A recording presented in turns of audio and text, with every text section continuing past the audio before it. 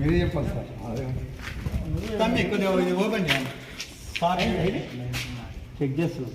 నారాజు వచ్చిండా? ఓకే. నారాయణ నువ్వా? కొద్దిగా ఓపెన్ చేయాలి. ఒక్కసారి చూడు, ఓపెన్ చేయి చూద్దాం. ఇప్పుడు కరెక్ట్ చేయాలి. ఇప్పుడు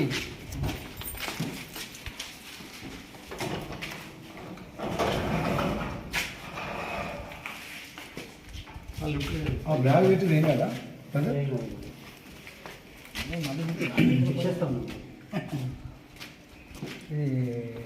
ఎన్ని కేజీలు సార్? ఎంతమంది ఎక్కవచ్చు ఇందులో?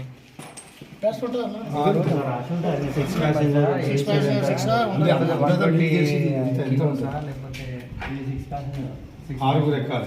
వేరే సమాన్ గిమాలు ఏమి వేసినప్పుడు ఇబ్బంది అవుతుంది ఖచ్చితంగా. ఓకే బ్లాక్ ఎట్లా మీరు ఐడి కార్డు ఇచ్చింది కదా, ఆ బ్లాక్ ఇన్ఛార్జ్ని పెట్టు. రేపు పొద్దున వీడు పని చేసేందుకు సిమెంట్ బస్తాలు, ఇసుక బస్తాలు ఇవి వేసుకుని బుద్ధవాళ్ళు కొట్టాడు. మనుషులు మాత్రమే పోవాలి. పబ్లిక్ ఒకటే రేపు పొద్దున చండాలం చేసి పారేస్తాం. రేపు తీరా జనాలు వచ్చేటానికి ఇది పని చేయకుండా అవుతుంది. చిన్న డౌట్ ఏంటంటే, ఇప్పుడు జనాలు ఏంటంటే మన ఇళ్ళకి వస్తాం కదా, ఆ ఫ్రిడ్జ్లో బీరువాలో అలాంటివి ఏమన్నా తీసుకే యాక్షన్ రేపటి వరకు ఎవరైనా వచ్చినా కూడా మన సమాధానం. లిఫ్ట్ అనేది ఓన్లీ ప్యాసింజర్ దాని వరకే యూటిలైజ్ చేయండి. ఎందుకు అడుగుతున్నా అంటే, జనరల్ ఏంటంటే అందరూ అడుగుతుంటారు, అరే నువ్వు చెప్పినా ఈయనరు చేసేవాళ్ళు చేస్తూనే ఉంటాడు. ఎవడైనా ఇన్ఛార్జ్ అంటూడే గట్టిగా ఉండాలి. గట్టిగా ఉంటేనే నడుస్తుంది. రిపేర్ అంటే అది వేలు లక్షలలో కూడుకున్న పని. రిపేర్ ఎంతైతే లిఫ్ట్ మళ్ళీ ఏదైనా ప్రాబ్లమ్